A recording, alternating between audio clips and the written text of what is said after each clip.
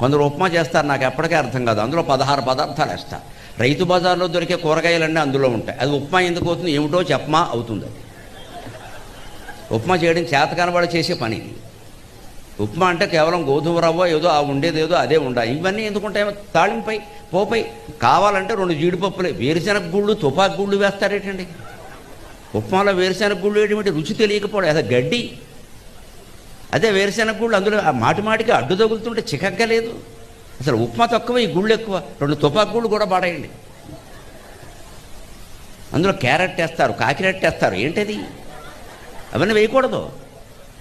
బఠానీలు శనగలు ఇవా, అది ఉప్మాయా? ఒక రకంగా ఎందుకు చేస్తారంటే అది రుచి పాడైంది. ఆ పాడైంది ఎదుటివాడికి తెలవద్దు, అందుకని ఇవన్నీ కలిపి మొత్తం కలిపిస్తూ ఉంటే ఉంటాడు, పోతే పోతాడు. బలం కావాలంటే శుభ్రంగా తినాలి.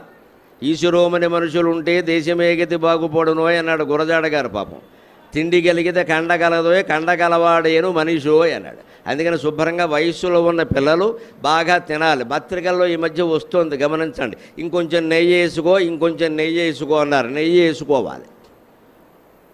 10 ఏళ్ల వయస్సు నుంచి 30 ఏళ్ల వయస్సు వరకు నెయ్యి బాగా తినాలి. ఘృతేన వర్ధతే బుద్ధి అన్నారు. పాలు, పెరుగు, వెన్న, మేగడ, నెయ్యి ఇవన్నీ తినాలి. 30 దాటాక నెమ్మదిగా కొంచెం తగ్గించి 50, 60 దాటాక పూర్తిగా తగ్గించాలి. ఊరికే బొట్టు అంతే.